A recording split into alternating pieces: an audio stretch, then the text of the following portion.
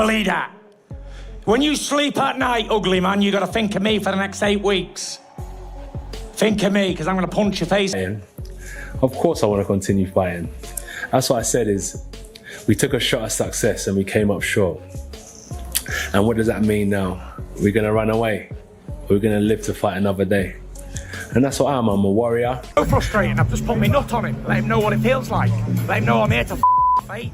Yes, rattled, arsehole flapping. Heated in there? More heated, for sure. It's only just begun.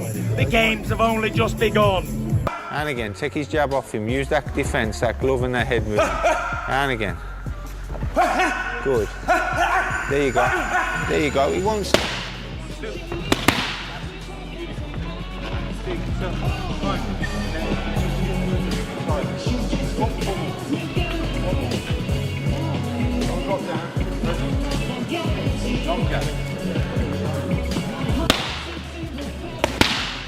Tyson Fury erupted at Anthony Joshua during a fiery press conference, his arrogance dripping from every word. He hurled insults at AJ, mocking him as a little man and dismissing him as nothing more than a stepping stone. But while Fury's words were loud and brash, history paints a very different picture. His aura of invincibility was already shattered by Alexander Usyk, and Anthony Joshua. Champions for around about 10 years, so there's been another 14 years where all the heavyweights couldn't do it.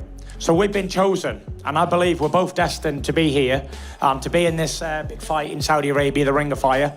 And there's only one winner, and I'm destined to become... Joshua, calm, composed, and quietly confident, becomes even more dangerous when underestimated. Fury's roaring bravado hides something deeper: desperation. His outbursts are meant to intimidate, to rattle opponents before the fight even begins. Yet beneath the theatrics lies a man who knows the challenge ahead is no easy task. Joshua represents raw power, discipline, and resilience. Fury, on the other hand, thrives in chaos. Their clash isn't just about belts or money. It's a battle of willpower, survival, and legacy. Got a lot of power still. His punch resistance may be shot to pieces, but you know, Fury's not too far behind him, I don't think. They're both ready to go. So it's a question of who lands first. And Fury's always been quite smart, quite clever in terms of his boxing sort of prowess and ability. So you would expect Fury to maybe nick it. This fight is the ultimate contrast. Fury's unorthodox skill versus Joshua's explosive power. Both men are flawed. Both have been cracked before, and both still carry fight-ending danger in every punch they throw. Joshua's right hand remains a lethal weapon, the kind that can shut out the lights in... I've been signing contracts for years. It ain't in my hands, it's with a legal team. That's why you hire lawyers.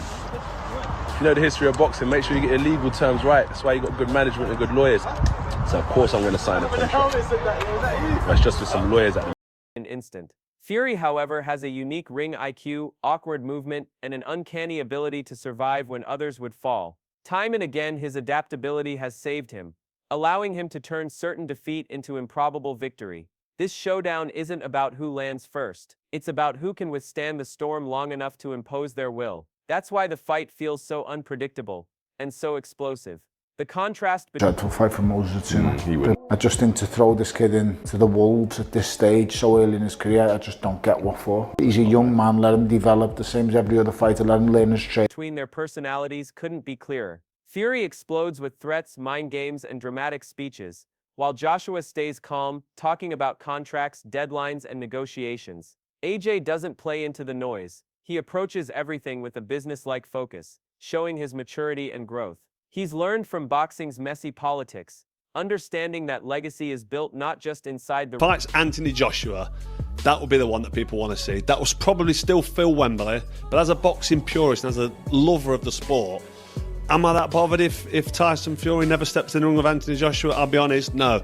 AJ... ring, but also through the discipline it takes to navigate the chaos outside of it. Joshua has evolved from a raw knockout artist into a seasoned professional. Still, doubts remain. Former champion Tony Bellew, once firmly in Joshua's corner, finds himself conflicted. He praises Joshua's abilities and believes... Let's have a proper thing like Lennox did. You know, let's book a London hotel or a Blackpool hotel or whatever he fancies, or on the Blackpool football pitch, and let's celebrate his career. It's been a phenomenal career. He's not just going to slip away into the sunset, I don't think. So I think if that fight which I think is very much still there to be made this year, has got to be. AJ is superior in many areas, yet he cannot ignore the questions about Joshua's durability. Have the scars from his defeats truly healed, or do the ghosts of past losses, especially the shocking upset to Andy Ruiz Jr., still linger? This is the essential question. Which version of AJ will step into the ring? Will it be the ruthless finisher who toppled Vladimir Klitschko, or the hesitant second-guessing? Can't ever guess what Tyson Fury's thinking or what his plan is, you know, and it's really, you just got no, like, you can't choose confidently what he's going to do. Maybe he's had enough, maybe he's got the ump, maybe it's a game. You just got to worry about yourself. And, you know, for us, AJ's probably a couple of weeks away from going back into camp. And then, you know, in a couple of weeks, maybe we'll reach out to Frank and Spencer and say, look, we're going to make our next move. Do you want to speak to Tyson and see, make sure it's 100% a boxer who faltered after his first major setback? That uncertainty fuels the debate and keeps fans divided. Carl Frosch, another respected voice in British boxing, captures the split perfectly. He reminds fans that Joshua's knockout defeats to Ruiz and Usyk cannot be ignored, no matter how much they want to believe in his redemption story. Yet Frosch also acknowledges Joshua's unmatched ability to sell out stadiums. With his star power, he can pack Wembley with 90,000 fans, something no other fighter can currently achieve. Regardless of form, AJ remains one of boxing's biggest draws, making Fury versus Joshua a truly monumental event. Sky Sports analyst Adam Smith adds his perspective, emphasizing that neither Fury nor Joshua is ready to fade quietly into the background. Both men It's one that, right now, I mean, he's just coming off a hard camp, a hard fight, and does he need it right now, immediately, when Tyson Fury says so? Probably not, but can he afford to knock back the opportunity? Probably not as well, so it's tough, really.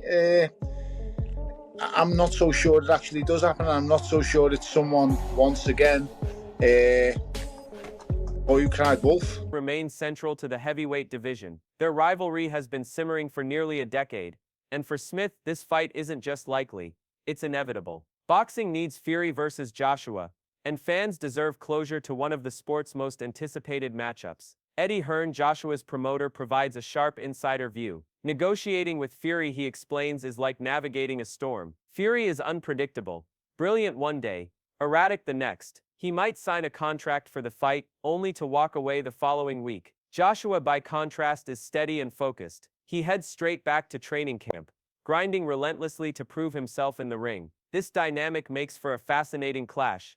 Fury's chaos versus Joshua. I think Tyson Fury, you put him and Anthony Joshua together, and I'd been asked before, who wins between us both? I said Anthony. Tyson offended or whatever, and then vice versa. Why would he give a shit what I think? You know, so what he thinks and what he believes. You know, coming through my career, so many people said you ain't going to do shit. I don't hate on him. I just think, all right.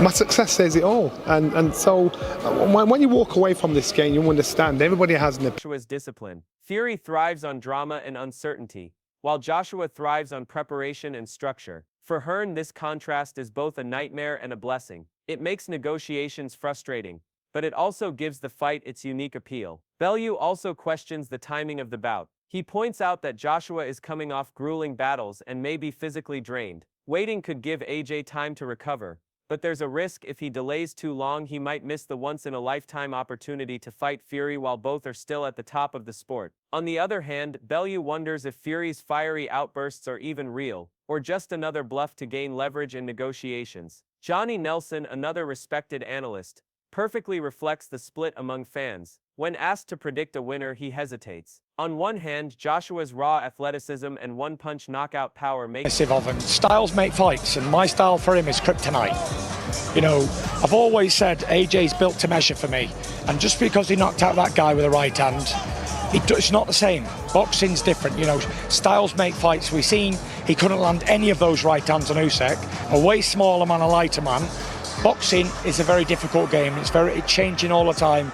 Styles make fights, and his style has made him a threat to anyone in the world. On the other, Fury's size, awkwardness, and mental toughness have allowed him to neutralize giants before. Nelson's indecision captures the essence of this fight. It won't be decided by paper matchups or statistics. This battle will come down to who can keep their composure when the lights are brightest and the stakes are highest. Some still see Joshua as the rightful heir to the heavyweight throne. Others view Fury as the ultimate survivor, a master trickster who always finds a way to escape defeat. That's what makes Fury versus Joshua so compelling, and why, when they finally meet in the ring, the world will be watching to see whose story will define this era of boxing. Tyson Fury continues to fuel the drama surrounding his long-awaited clash with Anthony Joshua, unleashing a steady stream of threats and fiery warnings. His loud, theatrical outbursts have become his trademark, a psychological weapon designed to rattle opponents before. On that right now, I mean, he's just coming off a hard camp, a hard fight, and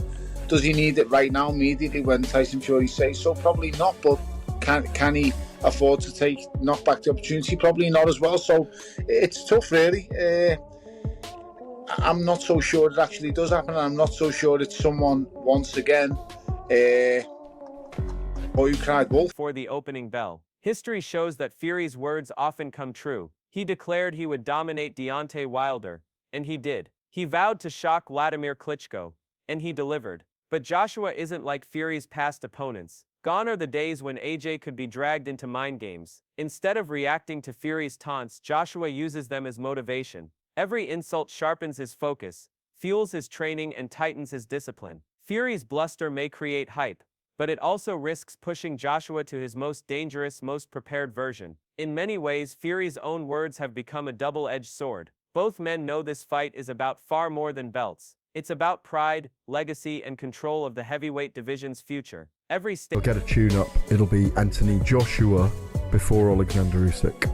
That is my understanding. When you say tune-up, you're not referring to Anthony Joshua as a tune-up? No, that's not a tune-up. No, that's what I mean. But just the way you worded that then. Well, we're already into... He hasn't fought for 6.5, 7 months. Oh, he's retired, mate. He's retired. Yeah, he's retired.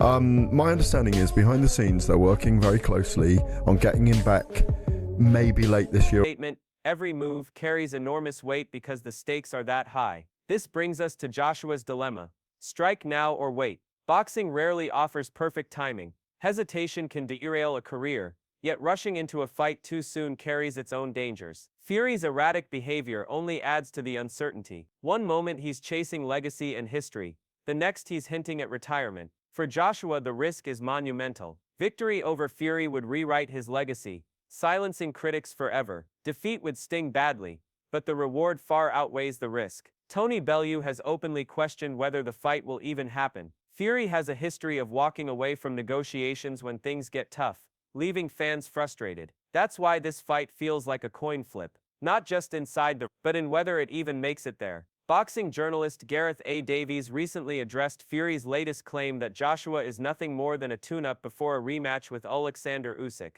Davies dismissed the idea as laughable. Joshua is no warm-up opponent. He's a two-time world champion, a global superstar, and the man who helped rebuild British boxing's reputation. To belittle him, Davies argues, is both misleading and deeply disrespectful. For Fury, facing Joshua is the ultimate gamble. Beating him would cement his place in history and set up an undisputed title fight. Losing, however, could shatter his aura completely. After 6 months out of the ring, Fury needs more than talk. He needs to prove he can still handle elite-level power, and Joshua is that test. This saga has dragged on for years, with countless press conferences, retirement teases, and stalled negotiations. Yet one thing remains undeniable: Joshua brings